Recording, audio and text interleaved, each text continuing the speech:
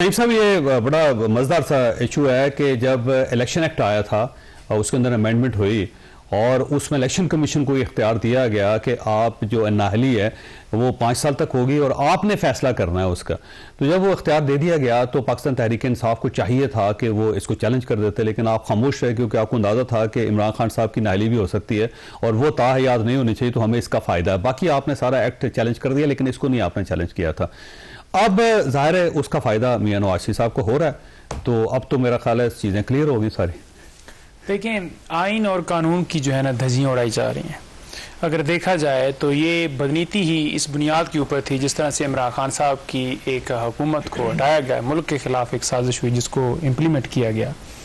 उसके बाद आप देख लें नैब के अंदर तरामीम हो, लेकिन ये तो सुप्रीम कोर्ट कर रही है ना सर। उसका फायदा किसको, मैं वही गुजारिश करूँ, उसका फायदा किसको हुआ? किन लोगों के केसेस खत्म हुए? उन लोगों के जो इक़्तिदार में इमरान खान साहब को हटा कर आए। इलेक्शन एक्ट का फायदा कौन लेना चाहता है? कैसे इनको खान साहब भी लेना चाह रहे हैं? देखिए, नहीं, पहली बात तो ये है कि पहले उनकी बात करूं, फिर मैं इसकी डिस्क्वालिफिकेशन के ऊपर कहेंगे तो मैं उसके ऊपर पूरा कमेंट करूंगा। अब आज हमने देखा कि किसी ने दरखास्त नहीं दी नवाज शरीफ साहब की डिस्क्वालिफिकेशन के हवाले से, नाअहली किसी और की है और उसके अंदर ये मामला टेकअप कर लिया गया है। 100 मोटो लेने के लिए फंडामेंटल राइट्स की जो वायलेशन हो रही है वो आपके सामने नहीं है। देखिए, जजेस कमेटी को भेजा है कि आप जजेस कमेटी को भेजा है, लेकिन मामला उठा के आ रहे हैं कि ये जो तरामीम हुई थी और जो जजमेंट आई थी उसका जो है आपस में तजाद और ये सारी चीजें। दो कानून है ना, एक इलेक्शन कमीशन एक्ट है जी, तो मुझे ये बताएं दूसरा जो है सुप्रीम कोर्ट ऑफ पाकिस्तान की जजमेंट है, दोनों कैसे इकट्ठी चल सकते? तो जब एक दरखास्त जाती है कि मुल्क के अंदर ये अगवाकारियां, छापे, गिरफ्तारियां, लोगों के घर, कारोबार, तोड़ फोड़, उनके घर गिराए जा रहे हैं, उनके कारोबार सील किए जा रहे हैं, उसके ऊपर कहा जाता है कि आईनी जिम्मेदारियां जो हैं वो चीफ साहब निभा रहे हैं। तो यहाँ पर भी मेरा ख्याल बड़ी अच्छे तरीके से आईनी जिम्मेदारी पहले इस्लामाबाद हाई कोर्ट ने निभाई है कि सारी जिंदगी हमने नहीं देखा कि पाकिस्तान की हिस्ट्री में किसी मुजरम को जो कि जेल के अंदर हो उसे प्रोटेक्टिव बेल मिले, और वो नवाज शरीफ साहब के लिए स्पेशल अनायत थी। और ऐसे तो स्पेशल अनायत इससे पहले भी हुई है। आपको याद नहीं है कि इमरान खान साहब पाकिस्तान के पहले पॉलिटिशियन है जो सादिक और हमीद भी सर्टिफाइड सुप्रीम कोर्ट अल्हम्दुलिल्लाह लगा के देखा कि आप सादिक और देखिए मामला क्या है। इमरान खान एक दफ़ा वज़ीर आज़म बने 3.5 साल के लिए, 3.5 साल के बाद उनकी हुकूमत जो है वो हटा दी गई। इमरान खान इससे पहले नहीं वज़ीर आज़म बने कभी भी। कौन 3 दफ़ा बना? उनकी परफॉर्मेंस क्या है? वो कैसे आए और कैसे निकाला गया? अब अगर इतराज़ किया जाए कि हमें निकाला जा रहा है तो अगर आप डील करेंगे तो फिर होगा तो ऐसे ही ना। आप आवाम से बात करें ना, आवाम की ताकत है, आवाम की ताकत, आवाम जिसको चाहती है उसको ज़बरदस्ती उसके बल्ले के निशान के ऊपर भी हमला किया हुआ है, उसको डिस्क्वालिफिकेशन भी उसके ऊपर की हुई है, उसके ऊपर 200 केसेस बनाए हुए हैं, उसकी जो पार्टी क्योंकि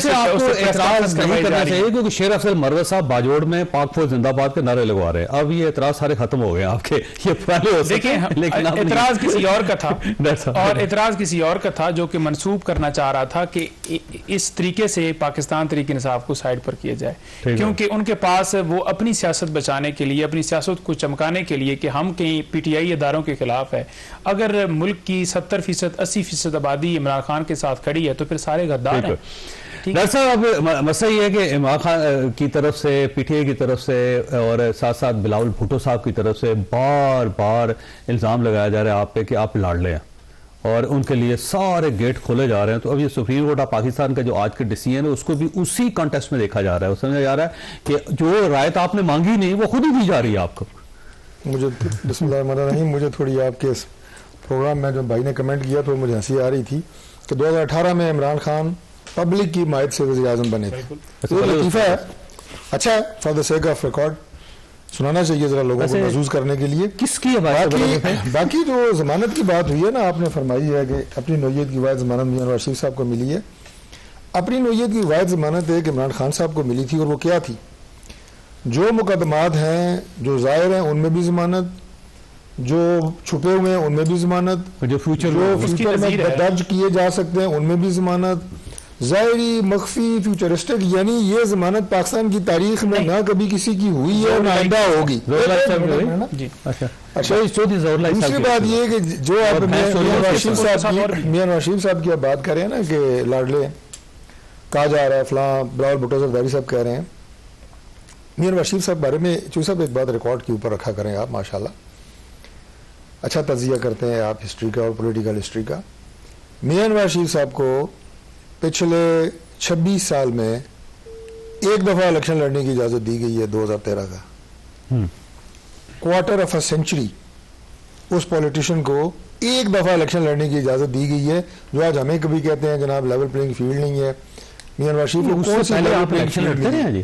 सर मैं कह रहा हूँ पिछले, सर मैं रिकॉर्ड, अच्छा वो बगैर इजाजत के थे इलेक्शन सारे, पिछले 26 साल की मैंने बात की है। ठीक है जी, 1997 में अगर इजाजत तो बाकी आपने बगैर इजाजत के लड़े थे इलेक्शन सारे।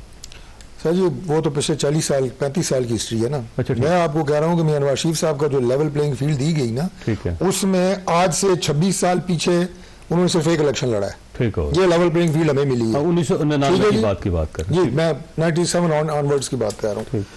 तो आज अगर मियां नवाज शरीफ साहब पे बिलावल भुट्टो जरदारी साहब के ये इल्जामात और ये सारे पॉलिटिकल गिमिक्स हैं, ये चूंकि इलेक्शन नजदीक आ रहा है तो ये सियासी नारेबाजी है, करनी दे उन्हें, जाहिर है लड़ने नहीं है वो मियां साहब। और दूसरा ये है कि मियां साहब ने पहले ही कहा था मेरा दिल बड़ा कर लिया है, सब कुछ छोड़ दिया है, मेरा जो सब्र का पैमाना है उसे लबरेज नहीं होना चाहिए। लेकिन अब जो बातें कर रहे हैं मुझे लगता है उनका सब्र का पैमाना लबरेज हो गया, ना पैमाने की इसमें कोई ऐसी बात नहीं है। बात यह है कि आगे ज़रूरत किस चीज़ की है, आगे ज़रूरत जिस चीज़ की है उसका हमें बखूबी एहसास है कि अगर अल्लाह ताला के फजल से और आवाम की ताईद से इंशाल्लाह हमारी हुकूमत बनती है तो सबसे पहली प्रायोरिटी ये है कि आप मुल्क को ठीक करें, कौम के मसाइल हल करें, मुल्क को दोबारा एक मुआशी कुव्वत बनाएं, ये प्रायोरिटी है। एहतसाब की जो बात है वो इदारे मौजूद हैं, अगर कोई भी ऐसा काम करता है कि उन इदारों की जो डोमेन है उसकी जद में आता है तो वो आएगा, ये तो एक नेचुरल प्रोसेस है। इमरान खान साहब की तरह मुल्क छोड़ के और अपोजिशन के पीछे पड़ जाना, और जो आप फरमा रहे थे कि 20वें मुकदमे, यानी आप लोगों ने तो जो हमारे उस वक्त एमएनए थे वजीर दाखिला रहे बाद में, उनकी गाड़ियों से 400 हीरोइन तक निकलवाई है, हमने वैसे कोई काम नहीं किया।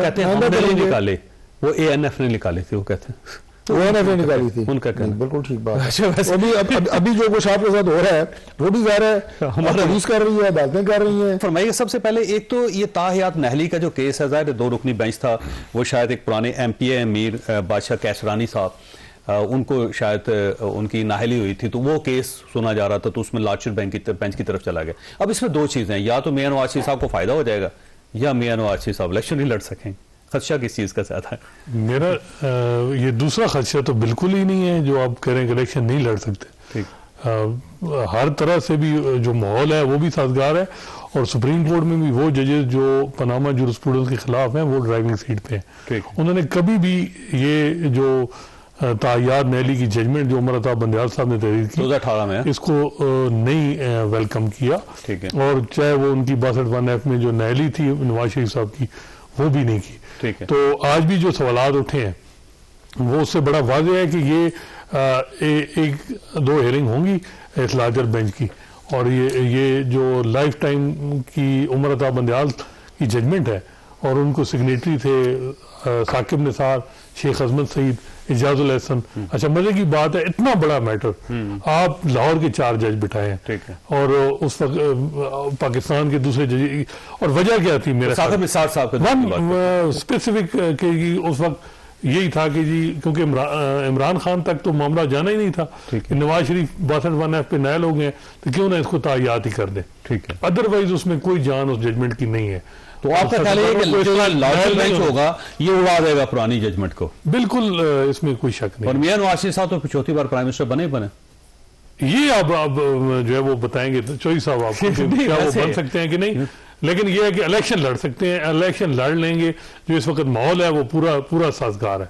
ठीक है, इलेक्शन लड़ाने का, इलेक्शन आगे जितवाने का जो है वो आप बता सकते हैं। क्योंकि वैसे एक ख्याल ये था कि ये जो पिटीशन है ये इमरान खान साहब या पाकिस्तान तहरीक इंसाफ की तरफ से आएगी, जब ये अल अजीजिया का केस में निपट जाएगा और मियां नवाज शरीफ साहब को वहां से बरी कर दिया जाएगा, जो आज या कल की बात है, और जब वो बरी हो जाएंगे तो उसके बाद पीटीआई पिटीशन करेगी कि एक मुजरम को या एक मुलजम को कैसे इलेक्शन लड़ने की इजाजत दी जा रही है, और ये तो ताहयात नाहल है, और उससे शायद फिर supreme court of Pakistan active हो। लेकिन ये सुप्रीम कोर्ट ऑफ पाकिस्तान खुद ही एक्टिव होगी इस मामले में। मेरा लेकिन वो ये अंदाजा था कि जब चीफ जस्टिस काजी फैज साहब आएंगे तो ये जजमेंट रिवर्स होगी।